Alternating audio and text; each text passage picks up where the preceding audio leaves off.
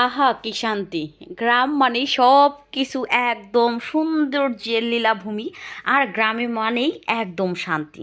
কি সুন্দর দেখেন, এই যে এত সুন্দর প্রকৃতির দৃশ্য শুধু আপনারা গ্রামেই পাবেন। আর টাটকা টাটকা শাক সবজি সব কিছু ন্যাচারালিটি পেতে চাইলে আপনারা এই গ্রামে পাবেন। সো হ্যালো এভরিওয়ান, আসসালামু আলাইকুম। আজকে চলে আসলাম নতুন একটা ব্লগ ভিডিও নিয়ে। আর আজকের ব্লগ ভিডিও হচ্ছে অনেক মানে বিষয় আমাদের গ্রামের, যে এই সমস্ত বিষয় নিয়ে। এই দেখেন, প্রথমেই দেখালাম আপনাদের নদীর একদম টাটকা মাছ। আর এই দেখেন, এই মাছগুলা কিন্তু চড়চড়ি করে খেতে অনেক বেশি মজার। সেই জন্য আপনাদের সাথে ভিডিওটা শেয়ার করলাম। আশা করি সবার অনেক অনেক ভালো লাগবে। আর সবার ভালো লাগবে বলে এই যে দেখেন, আর এই বাড়িতে কিন্তু আমার কাকিমা বিড়াল মানে পালে। এই একটা বিড়ালের অনেকগুলো বাচ্চা হয়েছে, এদেরকে নিয়ে এই যে দেখেন কি সুন্দর করে আমার কাকিমা মাছ কাটতেছে। আর এই দিকে হচ্ছে আমাদের পাশের বাড়ির এক কাকা, উনি মূলার শাক নিয়ে আসছে, সে বিক্রি করবে। আর এই রকম টাটকা টাটকা মূলার শাক দেখে আমার তো ইচ্ছে করতেছি খাইতে, এত ভালো লাগবে এটা।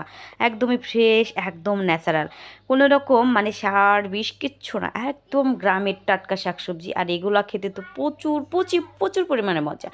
আর এগুলো হচ্ছে প্রচুর ভিটামিন সিতে ভরা। এবারকার বছরে আমার এখনও মূলা শাক খাওয়া হয় নাই, যেহেতু আমি একা, আমার মেয়ে তো মূলা শাক খাবে না, সেহেতু হচ্ছে আমি একাই এই শাকটা আর কি খাওয়ার জন্য চিন্তা ভাবনা নিচ্ছি। এই যে টাটকা টাটকা শাক, এই শাক যে খেতে এত বেশি মজা, সত্যি অনেক অনেক অনেক অনেক স্বাদ, মানে কি বলবো, এটা মানে এত বেশি মজার, এত বেশি টেস্টি।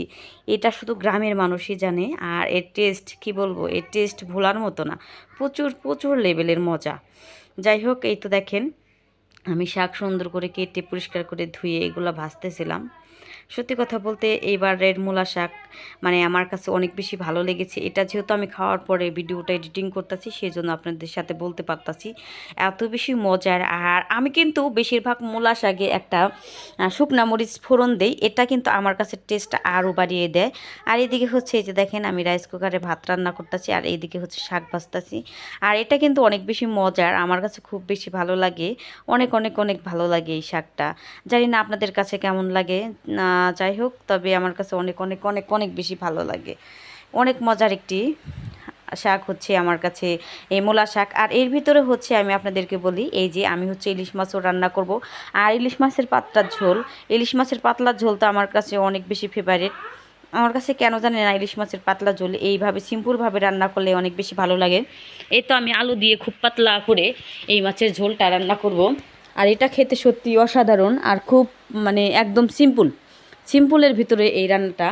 আমি এই তো একটু হালকা হলুদের ফাঁকি, মরিচের পাখি আর একটু লবণ দিয়ে এটা সুন্দর করে আলতো করে মাখিয়ে নেব। আর হচ্ছে আমি 2টা আলু দেবো, আমার মেয়ে কোনো মানে সবজি খায় না হচ্ছে, সেজন্য আমি শুধু আমার নিজের জন্য খাবো, সেই জন্য হচ্ছে আমি খুব অল্প পরিমাণ সবজি দিচ্ছি। আর পাতলা করে ঝোল রাখবো, আমার এটা অনেক বেশি ভালো লাগে, অনেক বেশি পছন্দ, যার কারণে হচ্ছে আমি এইভাবে রান্না করতেছি।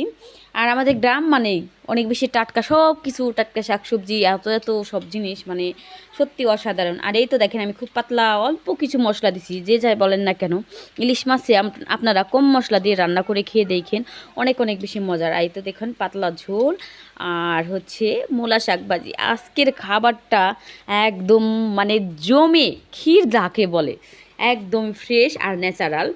আর এই তো আমি মাছটা হওয়ার পর আমি একটু জিরে গুঁড়া দিচ্ছি, এটা কিন্তু আমার অনেক বেশি পছন্দ। আর এই ফেভারিট কালারটা, আমার আজকে সবগুলা আইটেমই হচ্ছে অনেক বেশি ফেভারিট।